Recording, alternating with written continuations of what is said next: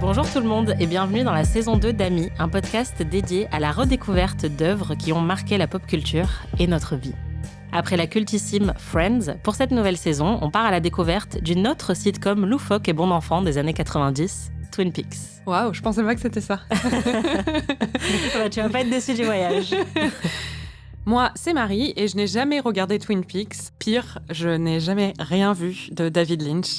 Après avoir longtemps vécu dans le silence et la honte, j'ai accepté de regarder la série pour la première fois, par amitié et parce qu'Anaïs avait regardé 10 saisons de Friends, donc j'ai pas trop le choix. Maintenant, je dois faire tout ce qu'elle me dit.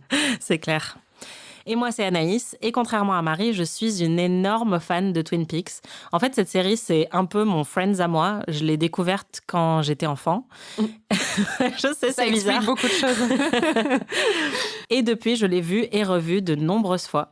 Je sais que c'est une série télé qui peut paraître un peu intimidante et j'avoue que je suis terrifiée à l'idée que Marie fasse un rejet total et m'en veuille pour toujours après cette expérience. Mais que ça lui plaise ou non, elle est désormais contrainte de regarder les 48 épisodes de Twin Peaks pour ce podcast. Super.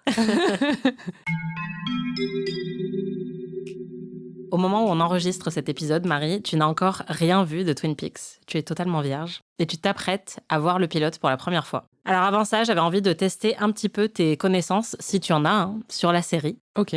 Alors déjà, est-ce que tu peux définir Twin Peaks en 3 mots ? Alors, premier mot, c'est perché. Ok. Enfin, c'est étrange, bizarre, quoi. Ensuite, pluvieux. Ok. Et snob, désolée.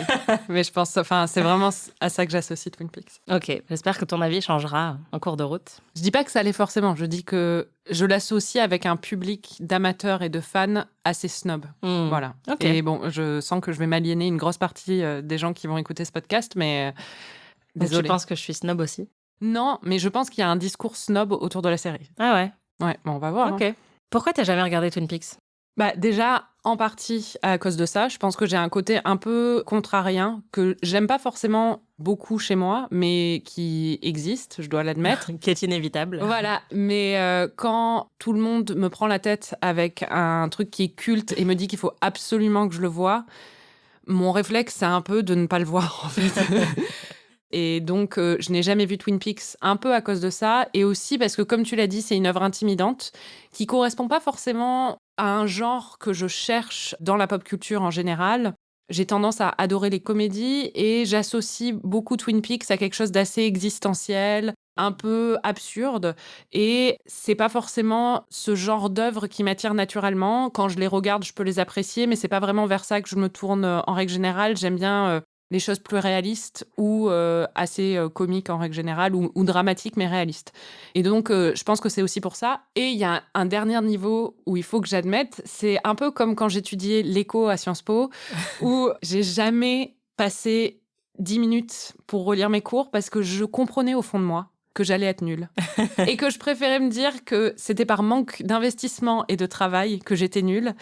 Et pas parce que je ne comprenais rien à rien à l'économie. Et c'est un peu ça avec Twin Peaks, où je me suis dit, si je le regarde jamais, je pourrais jamais dire que j'ai rien compris. Voilà. Parce que je suspecte que je ne vais rien comprendre. Je pense que tu comprendras quand même certaines choses, mais merci pour cette candeur.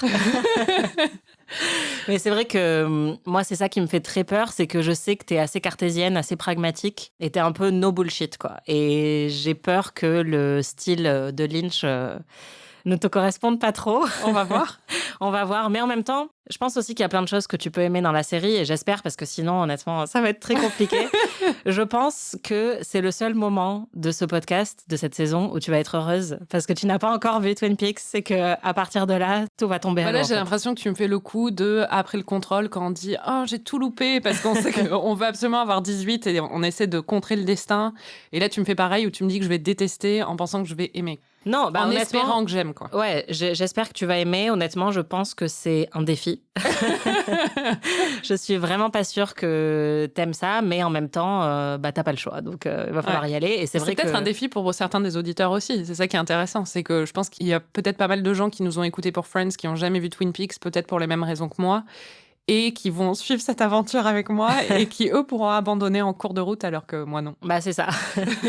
Moi, mon grand cheval de bataille, c'est de défendre Twin Peaks comme une série qui n'est pas du tout élitiste et qui n'est pas du tout incompréhensible dans le sens « t'es bête si t'as pas compris ». Et je pense que c'est dommage qu'elle souffre de cette image très fermée, très hermétique. Je pense que en fait, n'importe qui peut aimer Twin Peaks et donc j'espère que toi, mais aussi les gens qui nous écoutent et qui n'ont peut-être jamais osé découvrir la série pourront la voir sous ce jour-là. Enfin, vraiment, j'espère. Bon, on rentre un peu plus dans les détails. Qu'est-ce que tu sais de la série ? Alors, ce De que quoi je ça sais, parle ? je sais que c'est l'histoire d'une disparition de Laura Palmer. Et la question, c'est genre, qui a tué Laura Palmer ou qu'est-ce qui est arrivé à Laura Palmer, un truc comme ça. Je sais que ça se passe près de Seattle. En plus, j'ai vécu dans l'État de Washington pendant 1 an, donc j'avais vu l'endroit où ça se passait. On m'avait dit c'est Twin Peaks et tout ça. Waouh. Ouais, Là, voilà. tous les fans de Twin Peaks sont jaloux de toi. Eh ben ouais, mais bon, j'en avais rien à taper à l'époque. Moi, je voulais aller à Forks pour Twilight. Et je sais aussi qu'il y a, comment il s'appelle, le mec qui jouait le mari de Charlotte impuissant dans Sex and the City. Et je sais qu'il mange des tartes à la cerise ou un truc comme ça, qu'il boit beaucoup de café. Oui. Et qu'il y a un diner, du coup. Enfin, ils sont au bord d'une route. Ok. Et c'est une petite ville américaine. Et ils se connaissent un peu tous. Ok. Et on précise aussi que Marie n'aime pas le café, donc on part vraiment de très très loin avec cette série.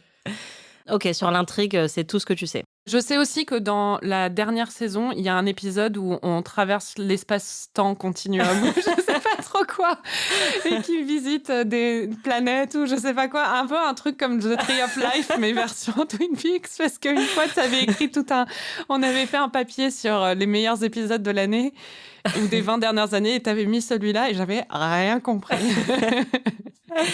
Mon Dieu. On va beaucoup s'amuser, je pense. À part, donc, le mari de Charlotte... machin, là. Ouais, Kyle MacLachlan. Le pauvre. Est-ce qu'il y a d'autres personnages de la série dont tu as déjà entendu parler ? Alors, je sais qu'il y en a une qui porte du rouge à lèvres rouge et qui est hyper belle et elle est brune. Et toi, tu la trouves hyper belle parce que tu en as parlé plein de fois. Ouais. Et je sais qu'il y a la... Tu sais comment elle s'appelle ou pas ? Je sais pas, Laura Palmer ou Carlotta, un truc comme ça. Je sais pas, moi. Là, non. Et très important, en fait, le personnage que je connais le mieux de cette série, c'est la Log Lady. Je sais pas la traduction en français, mais c'est la dame qui transporte une bûche. Ouais. Et la raison pour laquelle je connais cette dame, je sais pas ce qu'elle a fait dans sa vie et quel est son pourquoi elle transporte une bûche avec elle. Mais pour Halloween, au travail, on se déguisait aux États-Unis et j'avais une collègue qui était arrivée déguisée en ça. Je n'avais pas compris en quoi elle était déguisée, mais tous les gens un peu intello de la rédac étaient devenus complètement ouf et lui avaient dit c'est incroyable ton déguisement, la Log Lady et tout ça. Donc c'était un peu la star de la journée. Tu t'es déguisée en meuf qui va au ski, c'est ça ? Ouais, voilà. Mais bon, du coup, je connais ce personnage et ce personnage uniquement. Ok. Non, et puis bon, bah, le mec, et je crois que Kyle MacLachlan, là, MacLachlan. Il joue un policier. Oui. Et il enquête sur la mort de Laura Palmer. Et j'imagine, si j'ai envie de faire des suppositions, que c'est un étranger à la petite ville et qu'on va découvrir la petite ville à travers lui. Parce que j'imagine que... Enfin, c'est un peu un trope de ce genre de série policière en règle générale. Et donc, j'imagine qu'il arrive dans cet environnement et que c'est un environnement où beaucoup de gens se connaissent, où tout le monde un peu se connaît, et lui arrive de l'extérieur et va devoir un peu enquêter et découvrir les dynamiques. Je ne dis rien. Ok. Est-ce qu'il y a des intrigues, des sous-intrigues dont tu as entendu parler ? Vraiment pas. Non ? Rien du tout. Bah, je sais C'est pas. génial. Le fait qu'il mange des tartes à la cerise, j'en ai déjà parlé. Et le truc que tu m'as dit sur le voyage dans l'espace. Ou dans le temps, ou un truc un peu absurde, j'ai rien compris. Enfin bon, c'est un truc... Mais c'est tout, quoi. Sur l'histoire, rien de rien. Bah, je réfléchis, génial. mais... Non, mais c'est trop bien, je suis trop contente. Parce que le problème, c'est qu'en vrai, c'est comme beaucoup de séries cultes, même si c'est pas forcément aussi... Si, je pense que c'est aussi culte que Friends, mais dans un autre domaine. Si, oui. Mais sur Internet, par exemple, il y a énormément de gifs, de mèmes qui circulent, et il y a tout le temps des gens qui parlent de Twin Peaks. Donc moi, ce qui me fait peur, c'est que tu sois spoilé, en fait, ou que tu lises des trucs, ou que tu aies déjà vu des trucs sur la série qui te gâchent certaines ça se trouve, surprises. j'en ai vu, mais sans me rendre compte que c'était ça. Ouais. Mais moi, pour moi, vraiment, Twin Peaks, c'est l'image de ce diner au bord d'une route pluvieuse la nuit, ou le jour, je sais pas. Et ils mangent des tartes et ils boivent du café. C'est un bon résumé. C'est quoi, selon toi, les thèmes qui sont évoqués dans la série ? Bah, j'en sais rien. L'espace, le café. La mort, j'imagine, parce qu'il y a une femme qui a été tuée. Donc la question, c'est qui l'a tuée. Après, non, je sais pas, moi, le travail enfin, la menuiserie, peut-être, à travers la Log Lady. Honnêtement, j'en ai aucune idée, quoi. Mais Enfin, t'es pas loin. Hein. C'est vrai. Les thèmes, moi, je supposerais aussi que Cal machin, il a une histoire d'amour avec la fille avec le rouge à lèvres rouge, ou une histoire où il est tenté, quoi. Mais peut-être que c'est elle qui a tué Laura Palmer. Bon, la question principale, on en a déjà un petit peu parlé, mais est-ce que tu penses que ça va te plaire? Honnêtement, oui. Ok. En fait, le truc, c'est que je suis pleine de surprises. C'est vrai. Honnêtement, je suis très heureuse de commencer cette aventure et d'y être forcée, parce que sinon tu l'aurais jamais fait. Non, je l'aurais pas fait, honnêtement. Qu'est-ce que tu redoutes le plus? Oh bah que ce soit chiant, parce que alors bon, là je dois avouer que beaucoup de gens m'ont dit non mais dans quoi tu t'embarques, c'est hyper chiant. C'est vraiment pas sympa de la part de ces gens. Ouais, mais donc voilà. Donc j'ai un peu peur de m'emmerder et de devoir me forcer à regarder des épisodes alors que... Mais au final, franchement, je pense que ça va être une belle aventure. Bah écoute, garde en tête cette touche positive. Je te la ressortirai à chaque fois que tu te plaindras. Parce que j'ai un peu peur. Et toi, qu'est-ce que tu redoutes le plus dans cette aventure? Pareil que toi, moi, ce que je redoute, c'est que ce soit vraiment laborieux pour toi et que t'aies pas envie de regarder les épisodes et que tu te forces. Est-ce que ça va me déprimer? Oh non. J'ai peur que ça te déprime un peu par moment, ouais. Ah ouais? Bah, on verra, mais... Oh. Ouais, je pense que c'est pas Friends.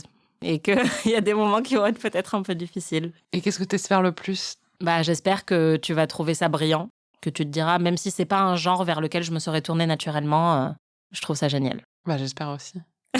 J'ai trop peur. Avant que tu ailles regarder le pilote, Marie, est-ce que tu as envie de faire des prédictions sur ce qui va se passer dans ce pilote? Alors, il arrive dans la ville. Il s'arrête au diner. Il prend sa première tasse de café. Il mange de la tarte à la cerise.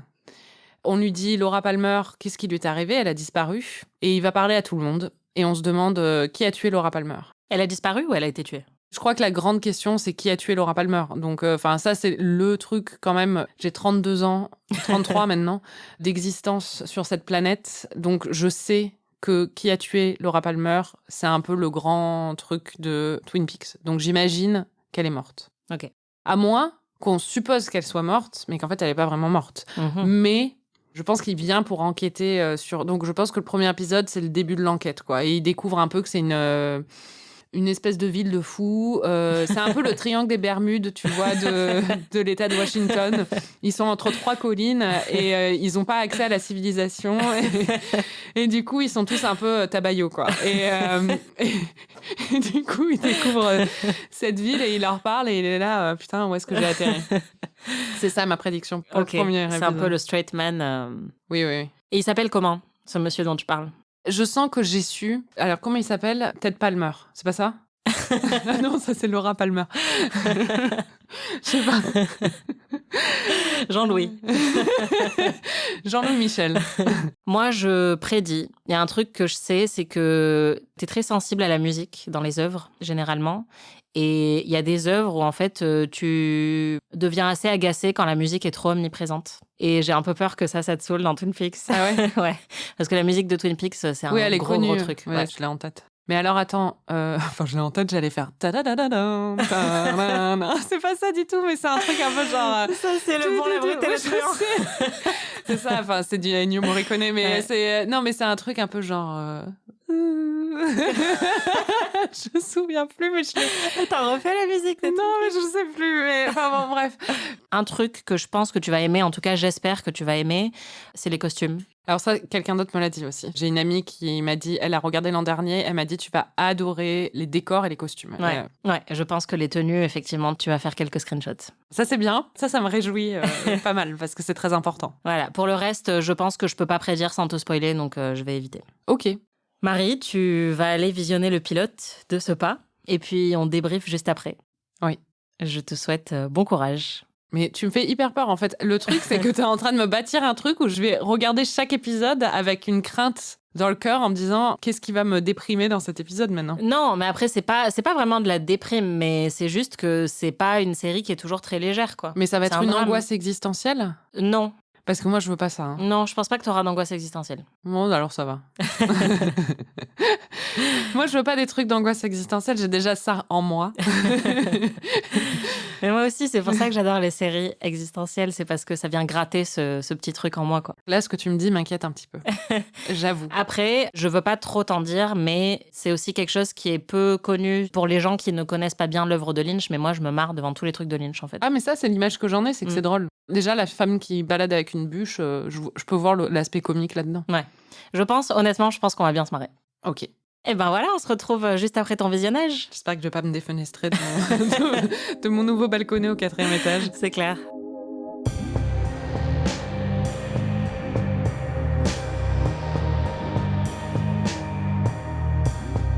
Marie, ça y est, tu as vu le pilote de Twin Peaks. Je ne suis plus vierge de Félicitations. Lynch. Quelles sont tes premières impressions? C'était long.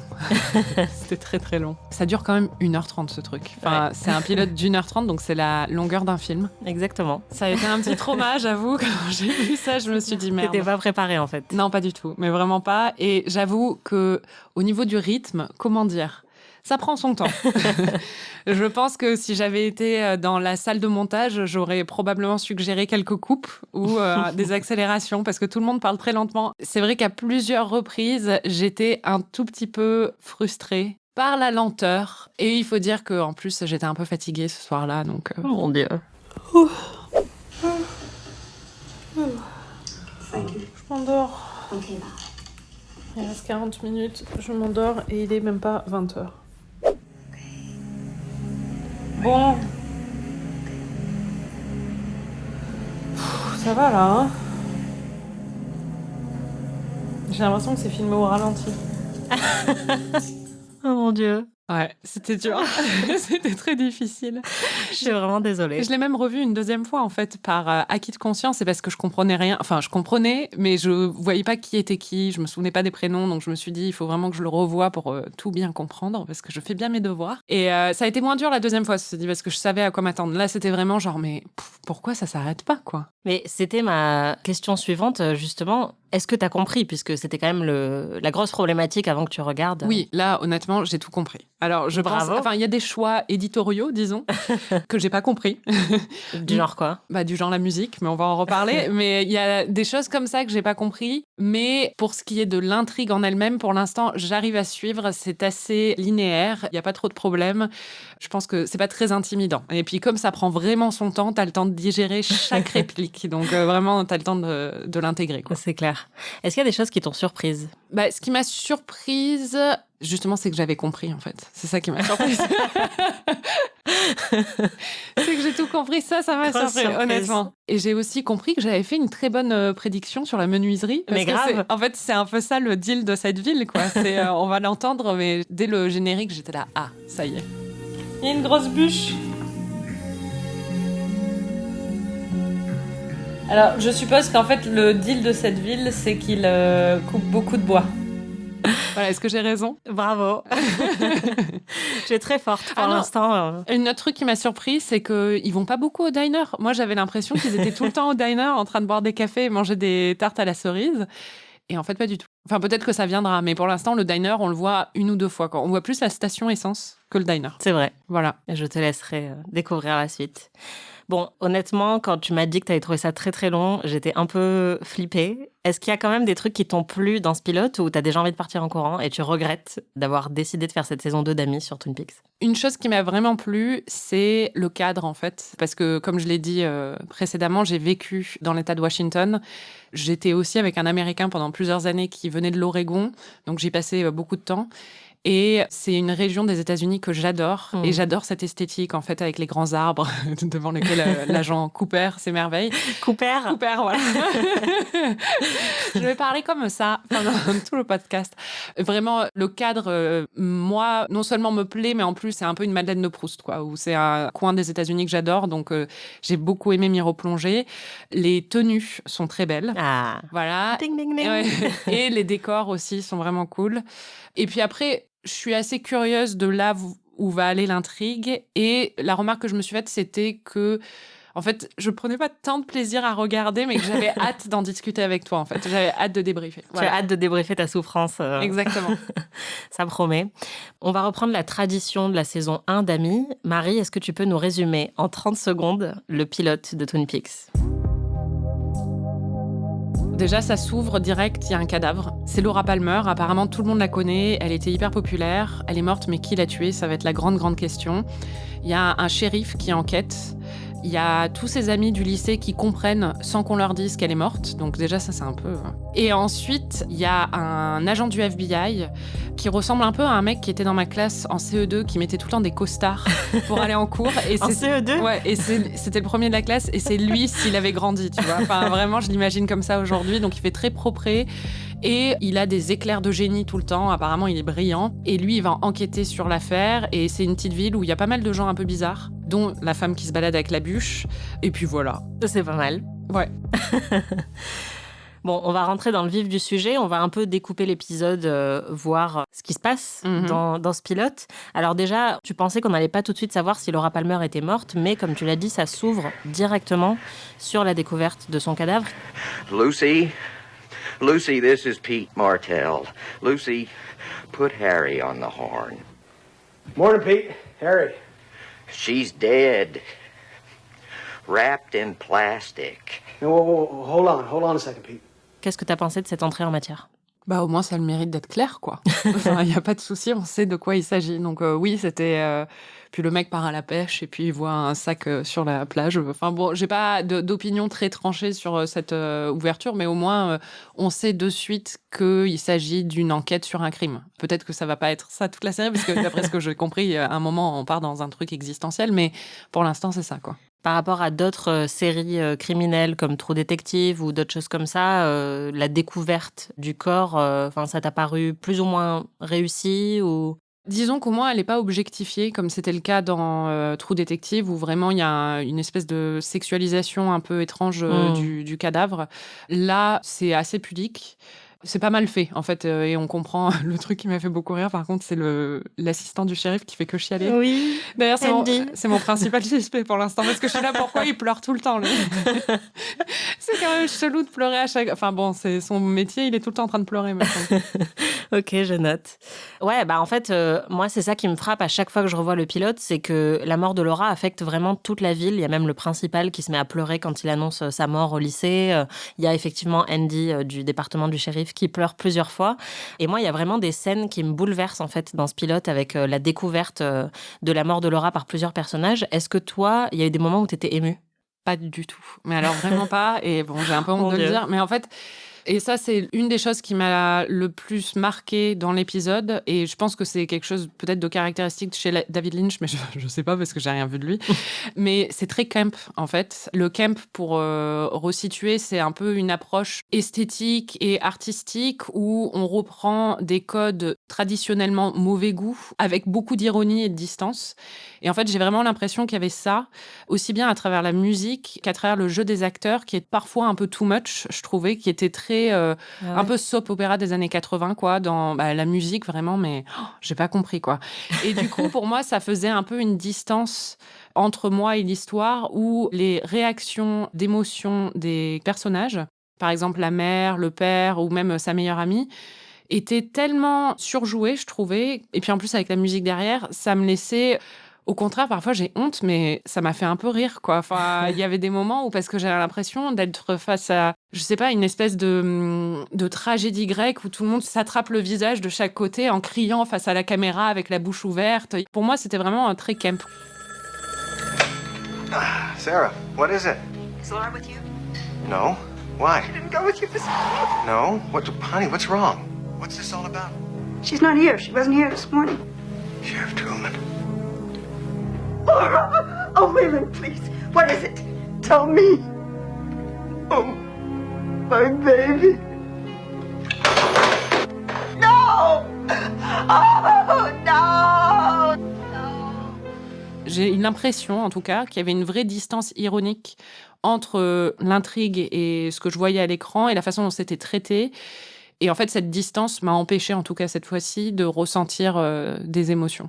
Ouais, c'est intéressant. Je pense qu'effectivement, il y a une esthétique qui peut être camp dans d'autres œuvres de Lynch. Par exemple, Sailor et Lula, il y a un peu de ça aussi. Mais c'est marrant, moi, ça doit être parce que je connais parfaitement l'univers de Twin Peaks et du coup, je vois pas du tout de décalage, en fait. Enfin, pour moi, je pense que je suis tellement habituée à cette atmosphère-là que, notamment quand Donna, par exemple, la camarade de classe de Laura, sa meilleure amie, se met à pleurer. D'ailleurs, c'est un gif très célèbre qu'on a vu plein de fois sur Internet. Moi, je trouve ça vraiment déchirant parce que, comme tu l'as dit, elle comprend avant qu'on lui dise que Laura est morte. Et il y a plusieurs moments comme ça où sa mère aussi comprend avant qu'on lui dise que Laura est morte. Et cette espèce de prémonition un peu foudroyante qu'elles ont, moi, je trouve ça très, très émouvant. Et moi, je trouve ça suspect, en fait. Je me demande pourquoi. Non, mais c'est vrai. Hein. Sans vouloir trop en dire. Il y a une sorte de réalisme un peu amplifié dans Twin Peaks qui fait que... c'est peut-être ça aussi qui t'a un peu frappé, mais c'est vrai que c'est des moments où moi, j'ai fait même plus attention, en fait, parce que ça me paraît totalement normal dans cet univers-là. Oui, je pense qu'il faut rentrer dedans. Et lors de mon deuxième visionnage, c'était déjà un peu moins frappant. Ouais. Mais vraiment, il y a des moments, le jeu des acteurs, surtout il y en a un, mais il sait pas jouer, c'est pas possible. Parce qu'il y en a, tu sens que ça fait partie un peu du jeu, à mon avis, et de la direction, mais il y en a un, c'était le mec de... Alors là, ça va vraiment pas être précis. Le mec qui est camionneur, là, qui est le mec de la meuf très jolie, oui. la blonde. Ouais, mais alors lui, on dirait vraiment une caricature d'un soap-opéra des années 80. Mais t'avais prédit que la musique me dérangerait, et vraiment, pour moi, ça a été mon plus gros problème avec cet épisode. Et ce qui m'a en fait complètement sorti du truc à plusieurs reprises, et on va l'entendre parce que vraiment je comprenais pas quoi. Mais pourquoi cette musique ? Moi, je trouve ça déchirant, cette scène. C'est vrai, non mais le... Ouais, mais pour moi, en fait, j'ai tellement écouté la musique de Twin Peaks qui est vraiment, pour moi, qui est sublime, quoi, d'Angelo Badalamenti. Et du coup, vraiment, j'y prête même plus attention. Au contraire, je la trouve vraiment magnifique. Ouais, moi, vraiment, ça me rappelle des téléfilms TF1 du samedi après-midi, tu vois, des années 90 où, genre, il y avait un téléfilm, c'était La femme aux deux visages ou un truc comme ça, où elle se fait tuer par son mari et après, elle est jetée au crocodile à son mari. Et après, elle fait une reconstruction faciale et elle revient pour se venger. La vengeance à deux visages, c'était ça. Et pour moi, ça me rappelle ça, en fait. C'est ce genre de musique un peu ultra kitsch. Dans les moments comme ça, il y a d'autres moments, le générique, je trouve la musique géniale. Mais il y a d'autres moments aussi où juste la musique, pour moi, était crispante, en fait. On va l'entendre. J'en peux plus de cette musique. Diane, I'm holding in my hand a small box of chocolate bunnies. Oh non, pas cette musique, là, j'en peux plus, moi. Oh, pauvre Marie. Oui, c'était... Tu vas souffrir. Mais je pense que je vais m'y faire au bout d'un moment, en vrai, parce que c'est... Je me suis dit, en fait, en le revoyant la deuxième fois, c'est un peu comme... Parfois, il y a des albums de musique où tu les écoutes la première fois, t'es là, mais qu'est-ce que c'est que ce truc ? Et en fait, à force de les écouter, c'était un peu Animal Collective il y a 10 ans, où au début, j'étais là complètement imperméable. Et puis, à force de l'écouter plusieurs fois, après, je suis rentrée dedans et j'ai adoré l'univers. Et peut-être que ça va être comme ça avec Twin Peaks, c'est la réflexion que je me suis faite, quoi. J'espère que tu vas te mettre à chanter toutes les transitions musicales comme avec Friends. Mais ça, je veux bien y croire. Mais par contre, j'attends de voir si, du coup, ça va pas continuer à me sortir un peu de l'intrigue. Pas, hein. Bon, il faut qu'on débriefe un peu les personnages parce qu'il y en a beaucoup qui sont présentés durant cet épisode. On va s'attarder sur les plus importants et puis on aura le temps de revenir après sur les personnages secondaires pour la suite. Est-ce qu'il y a déjà des personnages qui t'ont particulièrement plu ? Alors moi, ma préférée, c'est Lucy. C'est la Trop cool. Elle, c'est vraiment, s'il pouvait faire une série juste sur elle, je regarde, quoi. C'est un personnage de sitcom, en fait, c'est pour ça que je l'adore. Alors, pour resituer, Lucy, donc c'est la secrétaire du commissariat, du bureau de shérif, du shérif. Et elle est complètement neuneu, mais en même temps, pas si conne que ça. Elle a une petite voix comme ça, et puis elle, quand elle dit au shérif, c'est ce téléphone, non pas celui-là. Ça dure 3 heures, son truc. Sheriff, it's Pete Martell up at the mill. I'm going to transfer it to the phone on the table by the red chair. The red chair against the wall. The little table with the lamp on it. The lamp that we moved from the corner. The black phone, not the brown phone. Mais après, en fait, c'est elle, en plus, quand les deux suspects, enfin Bobby et son meilleur ami sont en train de parler dans le couloir, elle prétend taper, mais en fait, elle tape tout ce qu'ils disent. Et j'étais là, elle est maline, la Lucie, en fait. Faut pas...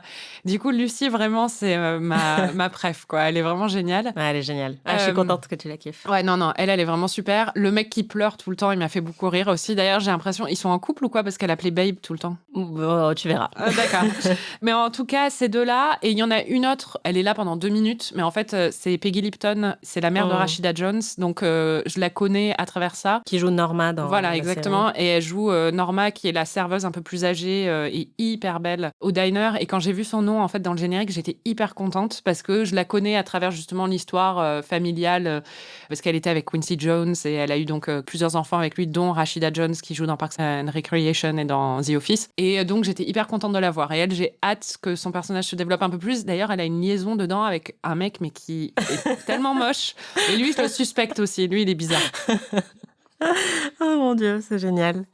Bon, alors, dans les plus importants, il y a le shérif Harry Truman, déjà, le bien nommé Harry Truman. Qu'est-ce que t'as pensé du shérif? Ah non, mais j'ai un énorme crush sur le shérif. Ah, j'en étais sûre. Vraiment, j'ai un énorme crush parce que tout le monde m'avait parlé de l'agent Cooper, alors que je le trouve vraiment, pour moi, l'agent Cooper, on dirait qu'il a 8 ans et qu'il a grandi trop vite, quoi, et qu'il essaie de prétendre être un papa en se gominant les... On dirait le personnage dans BoJack Horseman qui est genre 3 enfants avec un imperméable, empilé dans un imperméable. C'est exactement ça. Alors que vraiment, le shérif, ouf, même sa coupe mulet me dégoûte pas, quoi. Franchement, c'est mon sweet spot. Why don't you whistle for a little backup? Il est mignon, le shérif. Tu m'avais dit que tu avais un crush sur un personnage et je me demandais si c'était lui. Et d'ailleurs, l'autre que je trouve magnifique, c'est sa meuf, en fait, dedans, où c'est elle que j'ai trouvé la mieux habillée. J'ai pris des screenshots. Elle est vraiment trop, trop belle. C'est Josie Packard, le personnage. Et elle joue, en fait, la patronne de la Syrie locale, qui vient de Hong Kong et qui est juste absolument sublime. Mais par contre, la scène d'ouverture, en fait, c'est elle qui se met du rouge à lèvres et qui a l'air hyper torturée. J'étais là, pourquoi elle est torturée? Peut-être qu'elle aussi, c'est une suspecte. Après, c'est un peu une des grosses caractéristiques de Twin Peaks. Toutes les femmes sont belles. Les meufs sont incroyablement belles. Je me suis fait la réflexion, je me suis dit, qu'est-ce qu'ils mettent dans l'eau de cette ville, quoi? Parce que littéralement, elles sont toutes absolument... Il n'y en a pas une... Enfin, Lucie, c'est la plus banale de toutes, mais elle est mignonne. Elle est très jolie aussi, ouais. Mais elles sont toutes, mais magnifiques. Ouais, je pense honnêtement que c'est le casting féminin le plus beau de l'histoire de la télé. Ah non, elles sont vraiment incroyables. Hallucinant. Et à chaque fois que je revois cette série, je me dis, mais c'est pas possible, en fait. Elles sont toutes trop belles. Bon, le nouveau partenaire de ton crush, c'est l'incontournable Dale Cooper. Ouais. Alors, qu'est-ce que tu as pensé de Dale Cooper, de son arrivée? Déjà, j'adore qu'il fasse son dictaphone là avec Diane, et j'étais là, est-ce que Diane existe vraiment? Ça, c'est ma question, parce que je pense qu'en fait, c'est le nom de son journal intime, quoi. Je sais pas, je me demande si un jour on va voir Diane, quoi. Ou si c'est une running joke dans le truc où on se demande tout le temps qui est Diane. J'aime sa passion pour les grands arbres. Je comprends. Et il est vraiment, vraiment passionné par les grands arbres. J'aime bien, enfin, il est bien écrit, je trouve, justement parce qu'il a un côté hyper marrant et un peu idiosyncratique où il a plein de petites manies ou des choses comme ça, et du coup je vois comment il a pu devenir culte. Par contre, ces espèces de poussées de génie sur l'enquête m'ont fait beaucoup rire, en fait, parce que je trouvais ça tellement gros. On va l'entendre. Well, I pretended to be typing, but I was typing what Mike and Bobby were saying, and here's what they were saying. They said the person we're looking for is a biker. Yeah. Yeah. Like a hog to me. Holy smoke. Holy smoke. Meaning, how else is she gonna lead us to that biker? Wow, il est trop fort. Et en fait, le premier extrait, c'est vraiment Lucie, la pauvre, en plus, qui a eu son espèce d'éclair de génie où elle a tout tapé à la machine. Elle arrive pour lui lire, elle est hyper fière d'elle. Et lui, il lui dit, on recherche un motard. Et comment il a vu ça? C'est dans la vidéo, dans l'iris, le reflet de l'iris, donc de l'œil de Laura Palmer. On voit le reflet d'une vidéo. J'étais d'une moto. J'étais là, mais c'est n'importe quoi. Déjà, comment il remarque ça? Et puis en plus, c'est pas parce qu'il voit le reflet d'une moto que l'autre va lui dire qu'on cherche un motard. Tu vois ce que je veux dire? Enfin, c'est juste, c'est complètement absurde. Mais du coup, ça m'a fait beaucoup rire. Je pense que si ça te paraît absurde, va falloir que tu... Il va falloir que je m'accroche. Ouais, que tu t'accroches pour les méthodes de Dale Cooper. Parce que ça, c'est très factuel comme...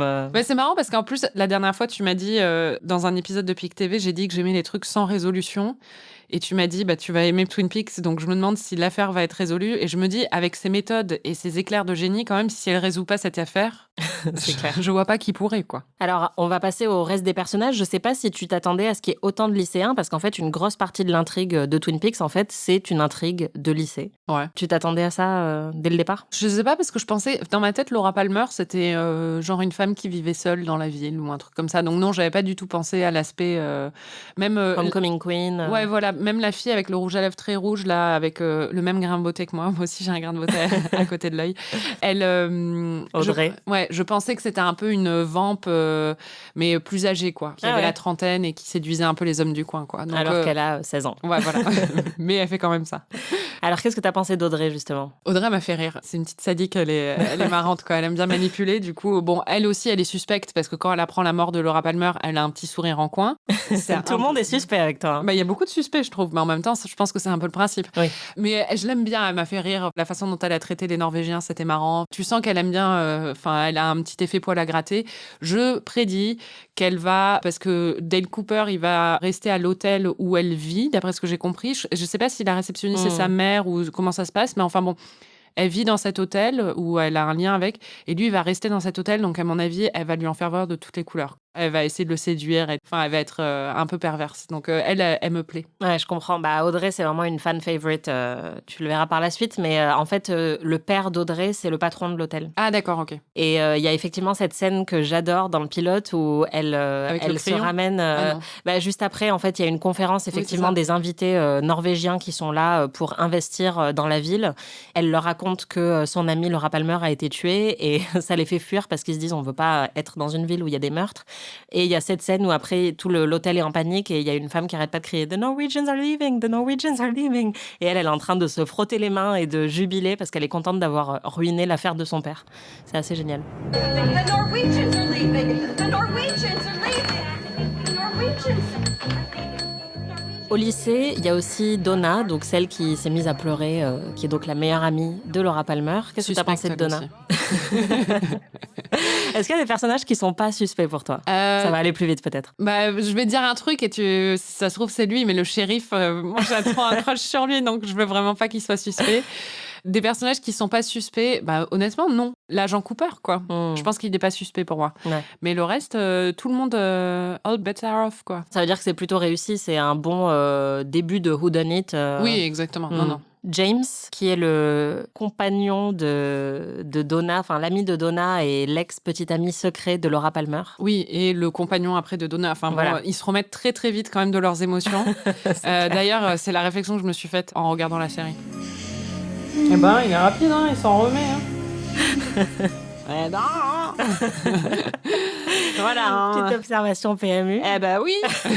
Dis donc, il s'en remet très vite. Non, mais c'est vrai que c'est un peu choquant. Par contre, les mecs de cette ville, à part le shérif, il n'y en a pas un pour attraper l'autre, quoi. C'est vrai. D'ailleurs, il y a un autre mec qui était, pour le coup, le petit ami officiel de Laura Palmer, c'est Bobby. Ah, il est insupportable. Ah ouais, lui, vraiment, c'est le bingo du gros con, quoi. Et lui aussi, je le trouve suspect.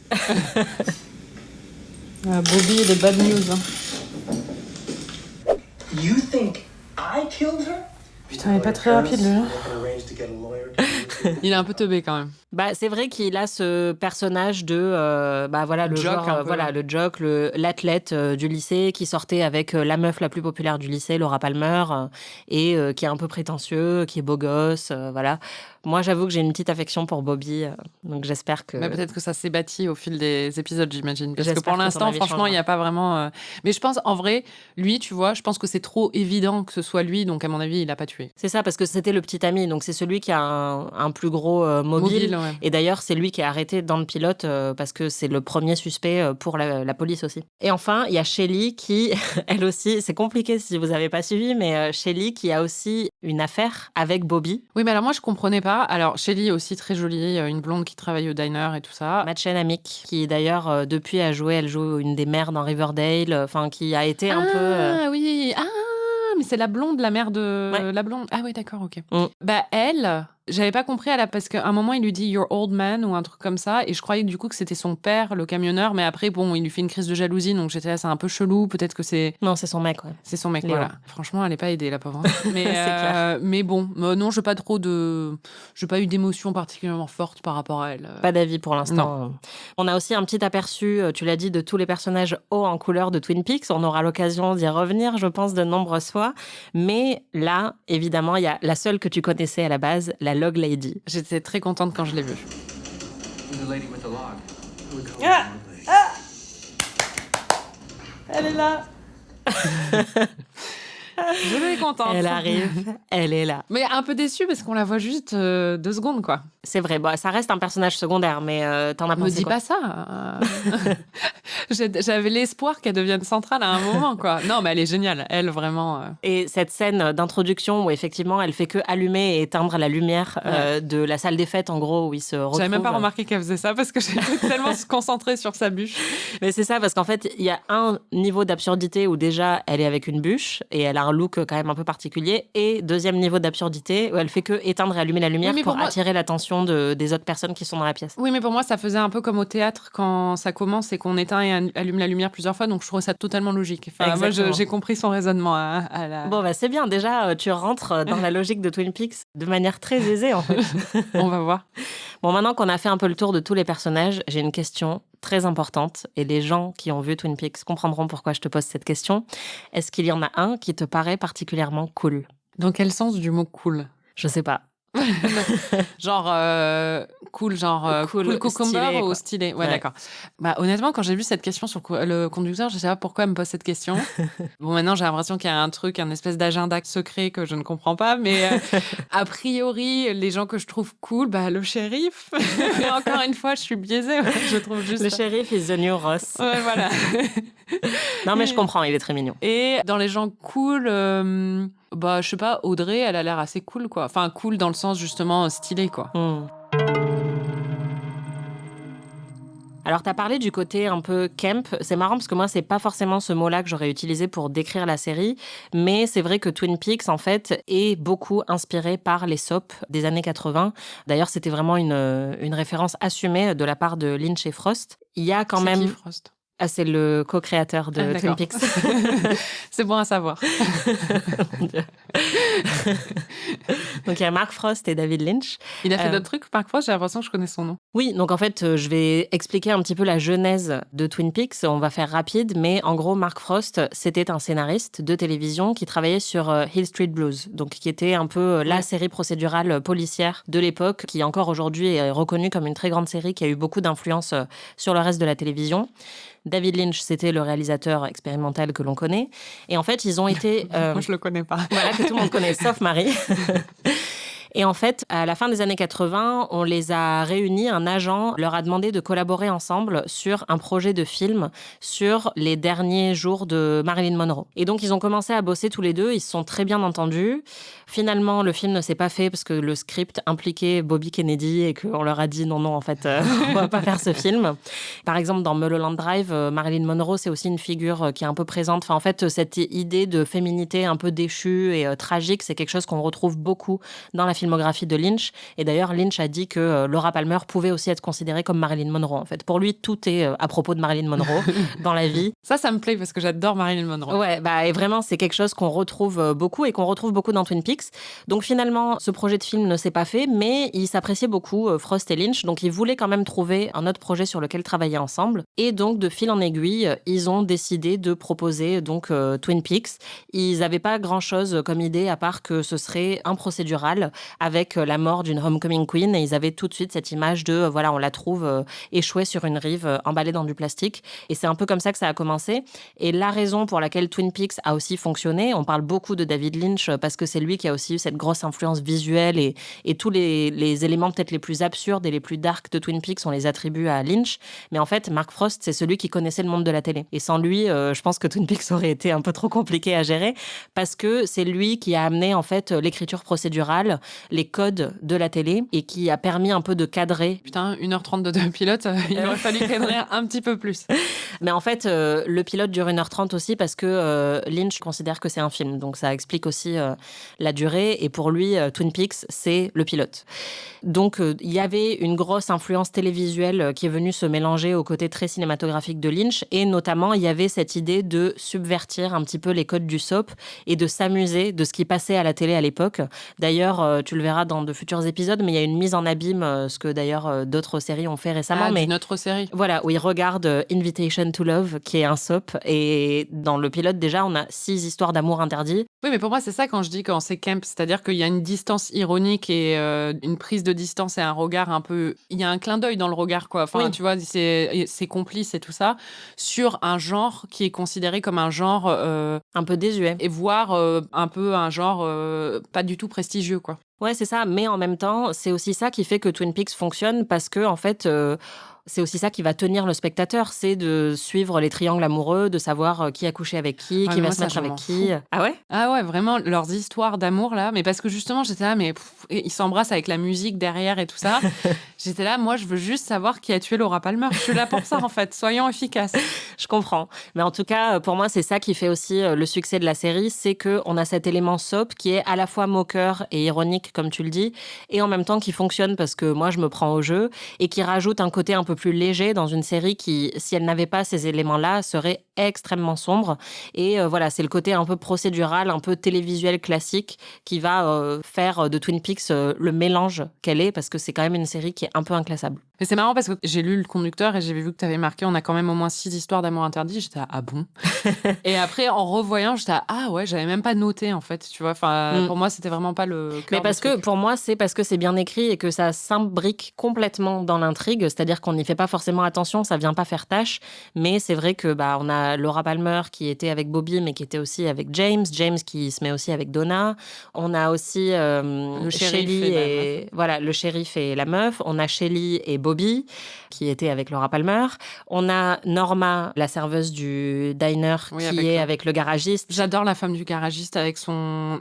Nadine. Ouais, je savais pas son nom, mais elle a le même... Maybeen. Un cache-œil comme Jean-Marie Le Pen. Et, oui, ou comme le capitaine Crochet. Chacun ses références. Et elle joue avec les rideaux. J'étais là, elle a l'air marrante aussi. On aura l'occasion d'en reparler. Bon, la question à 1 million après ce pilote. Tu as plein de suspects, mais à ton avis, si tu devais parier de l'argent dessus, qui a tué Laura Palmer ? C'est compliqué, hein. Moi, je vais aller très loin. Je vais dire le père de Donna. Ok. Il est médecin légiste. D'ailleurs, c'est lui qui vient examiner et qui est donc fait partie des premiers à être très choqué par la mort de Laura, puisqu'il sait ce que ça représente pour sa fille. Oui, d'ailleurs, j'avais pas compris ça. Mais oui, maintenant je comprends. Non, mais je sais pas. Je trouve qu'il est trop lax dans son éducation de sa fille. Il y a un moment, sa fille disparaît au milieu de la nuit. Bobby et le mec de sa fille arrivent et on voit très bien qu'ils sont, numéro 1, en état d'ébriété, en train de conduire et qu'en plus, c'est des petits voyous.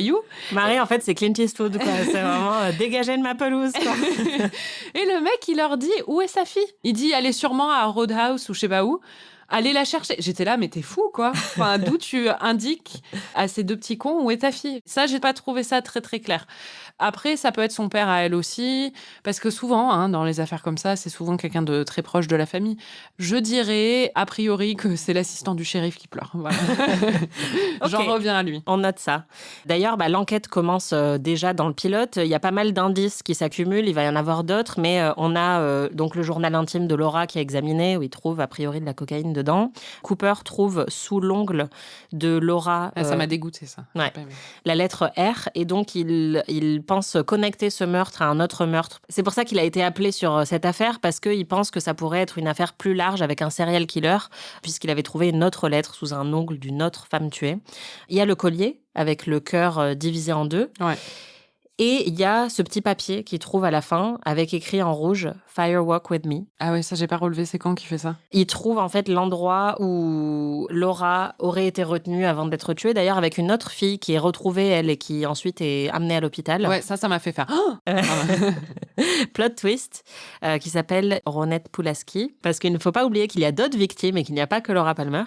Donc Fire Walk With Me, ça t'inspire rien pour l'instant? Je sais pas, on dirait une chanson de Elvis, mais honnêtement, à part ça... Fire Walk With Me. Oui, voilà. C'est censé m'inspirer quelque chose? C'est un poème de Dylan Thomas? Je sais pas, j'essaie de creuser, mais vraiment, je vois pas, quoi. Enfin... Ok, je note. Mais pourquoi c'est censé... Ton Bah, attitude on verra. me dire que... Enfin, je sais pas. Ouais. Bah, on verra, non, mais ce n'est que le pilote. Ok. Si tu devais donner une note ou un degré de compréhension à cet épisode, de « je comprends tout » à « il y a une femme avec une bûche qui se balade et tout le monde trouve ça normal », tu te situes où sur l'échelle de la compréhension? Ah, je comprends tout. Enfin, Ok. je crois, apparemment, j'ai pas compris Fire Walk With Me, donc je pense que je comprends pas tout. Mais pour l'instant, en tout cas, j'ai l'impression de tout comprendre. Je suis l'intrigue, y a pas de problème. Hein. Très bien. Mais je pense que tu suivras. Et il faut rassurer les gens. C'est vraiment très compréhensible, Twin Peaks. Qui est ton MVP pour cet épisode, puisqu'on va faire revenir la tradition du MVP, c'est-à-dire le personnage qu'on a préféré, qui a un peu gagné cet épisode? Bah, c'est Lucie. Très clairement, c'est la meilleure, quoi. Dans chaque scène où elle est, elle brille.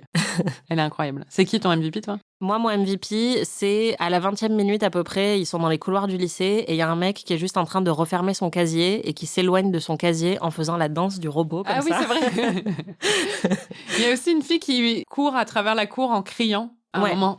Et on sait pas si c'est à cause de ça ou pas. Alors ça, il y a beaucoup de choses, tu verras dans Twin Peaks, il y a beaucoup de théories Reddit et de trucs qui ont été interprétés qui ne sont pas vraiment censés être interprétés ou compris. Mais pour moi, cette fille qui crie dans la cour, c'est un signe annonciateur de la noirceur qui s'approche et qui plane sur Twin Peaks. Waouh. La meilleure réplique de l'épisode? Alors, ma réplique préférée, j'ai pas trouvé des répliques très drôles, mais par contre, j'ai adoré à un moment Agent Cooper.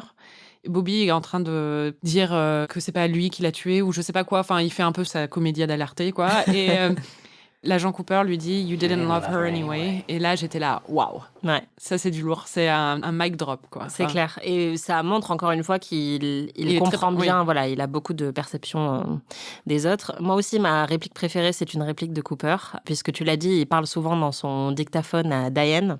Et il y a un moment où ils viennent d'analyser plein d'indices très importants. Et il prend son dictaphone et il attrape la boîte de lapin en chocolat et il dit Diane, I'm holding in my hand a small box of chocolate bunnies. « Diane, je suis en train de tenir une boîte de lapin en chocolat » d'une manière très sérieuse. Et on ne sait pas pourquoi c'est important qu'il dise à Diane qu'il est en train de tenir cette boîte de chocolat, mais j'adore cette réplique parce que pour moi, c'est ça, les petites touches d'absurdité que j'aime beaucoup dans Twin Peaks et qui font toute la saveur du personnage de Cooper aussi. C'est qu'il est un peu perchos quand même. Ouais. Si tu n'étais pas forcé pour ce podcast à regarder la suite de Twin Peaks, est-ce que à ce stade-là, tu aurais continué ou pas? Je me serais arrêtée au bout de 10 minutes. Je vais être honnête. Je vais être très, très honnête. Mon Dieu. Ouais, je me serais vraiment arrêtée au milieu du pilote. Enfin, même pas au milieu, mais vraiment, j'aurais lâché, c'est sûr. Ah ouais. Oui, c'est sûr et certain. Il n'y a pas de doute. Ah, ta sentence est terrible. Bon, pour le prochain épisode de ce podcast, tu vas devoir regarder 3 épisodes de Twin Peaks. Comment tu le vis? En fait, je le vis plutôt bien parce que j'ai hâte de débriefer, en fait. C'est plus ce qui vient après. C'est nos discussions qui sont précieuses, Oui. tu vois. Et du coup, j'ai vraiment hâte de ça. Et donc, pour moi, c'est juste quelque chose qu'il faut traverser pour pouvoir après en parler. On va passer aux prédictions. L'épisode se termine sur Sarah Palmer, la mère de Laura, qui est toute seule dans son salon, qui voit ce plan terrifiant d'un ventilateur actionné et qui voit quelque chose, on ne sait pas quoi, et qui crie. Ah, j'avais pas compris. T'avais pas compris quoi? Mais j'avais compris qu'elle criait, mais pour moi, c'était qu'elle avait une espèce de vision, parce qu'en même temps, on voit quelqu'un qui récupère le cœur dans la forêt. Et pour moi, c'est plus juste qu'elle avait une espèce d'intuition, un truc comme ça, quoi. J'avais pas l'impression qu'elle voyait quelque chose, j'avais l'impression qu'elle était juste... elle va pas bien, quoi. Alors, tu peux l'interpréter comme ça. L'avantage avec Twin Peaks, c'est que tu peux interpréter ce que tu veux, comme tu J'espère veux. qu'il va y avoir une réponse, si elle voit quelque chose. Je t'invite à revoir ce plan et à faire pause et à zoomer et à regarder... Dans l'iris de la... de faire comme l'agent Cooper. Et à regarder dans le miroir qui est situé derrière Sarah Palmer. C'est vrai? Donc Donc l'épisode se termine sur Sarah Palmer qui voit quelque chose, on ne sait pas quoi, qui hurle. Elle hurle beaucoup dans cet épisode d'ailleurs. Et en parallèle, tu l'as dit, on voit une main mystérieuse qui est dans la forêt, qui attrape la moitié du collier de Laura, la moitié qui a disparu. Qui avait été enterrée au préalable par James et Donna. Exactement. Quelles sont tes prédictions pour la suite ? Waouh. Ah non, mais là, tu m'as complètement retourné le cerveau avec le truc du miroir. Donc, ça va être... Te prends pas trop la tête, c'est pas si important que ça. Mais en plus, maintenant, j'ai peur de regarder, en fait. Parce que c'est le genre de truc... Enfin, ça fait peur, ça.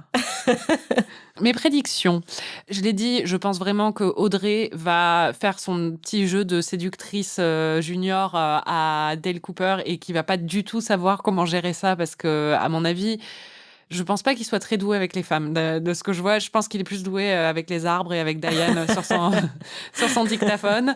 Je pense qu'il y a une espèce de drama qui se trame avec la sœur de l'ancien propriétaire de la scierie qui est mort et qui... Catherine Martel. Qui espionne donc la très belle propriétaire, la veuve, qui donc sort avec le shérif. Donc je pense qu'il va y avoir du drama avec ça. Et ensuite, au niveau des autres prédictions, honnêtement, j'en sais rien. Non, mais vraiment, je sais pas qui a tué Laura Palmer. Je peux pas te dire. Est-ce que tu as vu Qui a tué Pamela Rose ? Non. Du coup, tu sais que c'est c'est une parodie de Twin Peaks, en fait. Ah, c'est vrai ? C'est le truc avec Cadet Olivier, là ? Oui. Enfin, ouais. Ça vient de Qui a tué Laura Palmer. Ah. Wow, ok. Tu vas avoir accès à tout un nouveau pan de la culture maintenant grâce à Twin Peaks. Ouais. D'autres prédictions ou... Je pense que l'assistant du shérif va à nouveau pleurer. Et puis que la Syrie va reprendre son travail quand même. Et j'espère qu'ils vont aller plus souvent dans le diner. Et je sais pas, je pense que la meuf avec le cache-œil, elle va pas être commode avec la meuf du diner. Et alors, tu l'as évoqué un petit peu, mais est-ce que tu penses que le mystère de la mort de Laura Palmer va être résolu ? Ce que tu m'as dit la dernière fois m'a laissé penser qu'il n'y aurait pas de résolution, ce qui serait un petit peu frustrant, même si j'ai dit dans un autre podcast que j'aimais bien ça, mais quand même. Et quelqu'un, dont je tairai le nom, m'a dit, alors qu'elle n'a pas regardé Twin Peaks, qu'elle a juste regardé le premier épisode, elle m'a dit « Ah, mais on m'a dit que c'était pas résolu avant le premier épisode de la 2e saison. » Donc bon, voilà. Et après, elle m'a dit tout de suite « Ah non, mais j'en sais rien, en fait, je sais pas du tout. Je sais plus si c'est... » Mais quand je lui ai dit « Non, mais il faut pas me spoiler, donc je sais pas si... » Ok.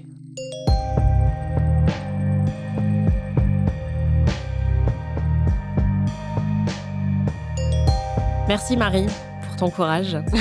Écoute, merci Anaïs de m'avoir ouvert la porte vers ce nouvel univers. Merci tout le monde de nous avoir écoutés. Vous pouvez retrouver tous les épisodes d'Amis sur slate.fr ou votre plateforme de podcast préférée.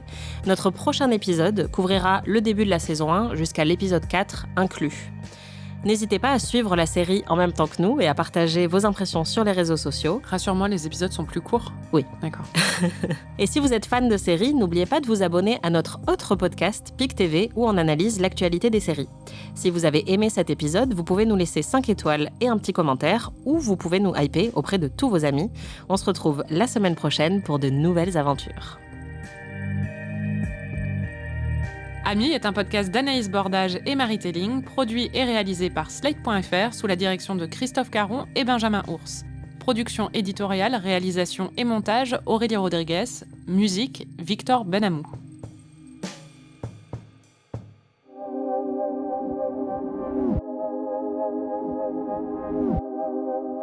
Alors, Aurélie, notre productrice, vient de m'amener son ordinateur avec la scène finale pour que je puisse voir ce qu'il y a dans ce miroir parce que je tiens plus. J'ai l'impression que j'ai vu dans d'autres trucs, elle. Attends. Attends, je remets. Attends. Ah, il y a une femme. Il y a une femme, il y a un visage. Il y a un visage, c'est qui? Ah putain, cette série, en fait, c'est The Ring, quoi. Attends, c'est qui le visage? Elle est brune. C'est peut-être celle qui était à l'hôpital et qui est sortie, ou je sais pas. Enfin bon, bref, je sais pas, mais elle est brune avec les cheveux longs. Mais... Attends, je regarde s'il y a d'autres. Ah non, mais ça y est, là, je suis hooked. Je veux tout regarder. Yes, c'est bon. Ah non, c'est génial, ça. Attends. Bon. Bon, ça va, la musique qui reprend encore. Pff.